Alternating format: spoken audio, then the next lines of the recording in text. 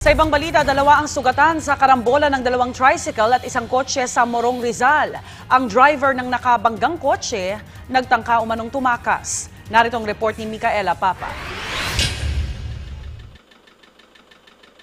Lubog sa kanal na nilikha ng road widening project sa National Road ang isang tricycle matapos mapatumbling ng nakabanggaan nitong kotse sa pakurbang bahagi ng Sitio Taghangin, Barangay May Bangkal, Morong, Rizal. Katabi nito ang isa pang tricycle na nakabuntot sa kanya at napasama rin sa karambola.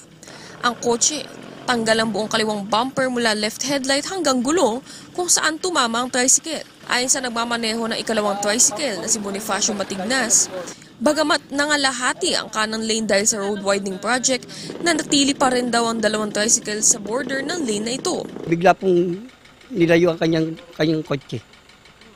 Ay buti na kanyang gulong na sumabog, na-flat.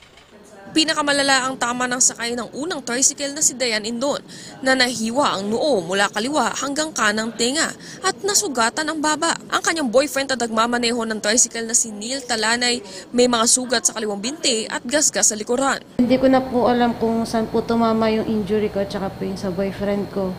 Tapos may mga tao po, tinulungan po kami. Ako po yung unang dinalang ospital. Tapos hindi ko na po alam kung sino pong nagdala sa boyfriend ko. Hindi ko na maanuhan nga po eh. Naano ko na lang, sa hospital na kami. Nakaupo akong ganyan.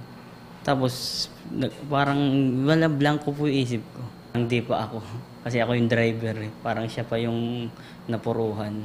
Ayon sa saksi, tila nakainom ang driver dahil pasuray-suray ito maglakad. Pero ang driver na isang teacher na nagngangalang Manuel Francisco tumangging magpa-interview. Nakadetain na siya sa selda ng Morong Police Station habang pinag-aaralan ng mga biktima ang pagsasampa ng kasong reckless imprudence resulting to physical injury laban sa kanya.